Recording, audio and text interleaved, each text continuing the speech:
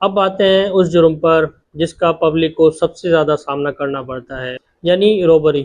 कानून की ज़बान में दफ़ा 390 कहती है कि हर रॉबरी के पीछे या तो चोरी होती है या भत्ताखोरी।